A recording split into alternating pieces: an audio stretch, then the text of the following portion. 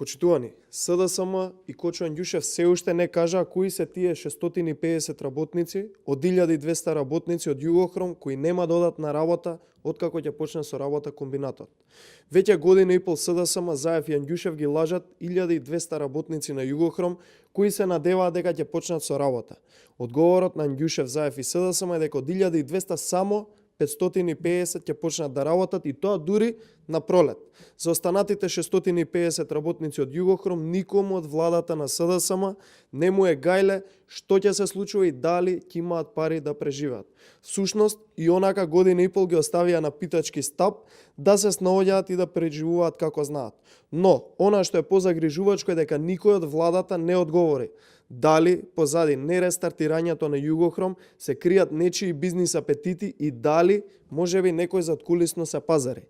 Граѓаните и вработените се уште чекаат одговор на ова прашање.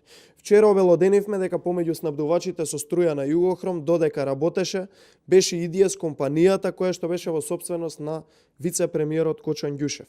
Тоа можевме да го видиме од возниот ред на МЕПСО кој ви го презентиравме за 8 јуни 2016 година, од која се гледа дека ИДС на Андјушев во тоа време се јавува како добавувач на струја за Југохром.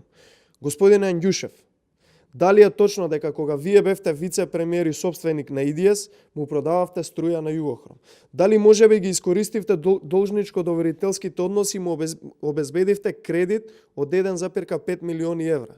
И на крај, зошто ги лажевте тетовци заедно со Заев дека до јуни 2018 ќе се рестартира комбинатот, а сега повторно тврдите дека агонијата ќе продолжи за уште една година?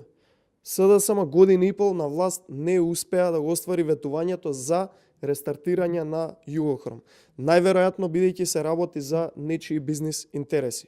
Ова што се случува денес заради политиките на СДСМ е вистинска катастрофа за граѓаните и оди единствено на штета на граѓаните.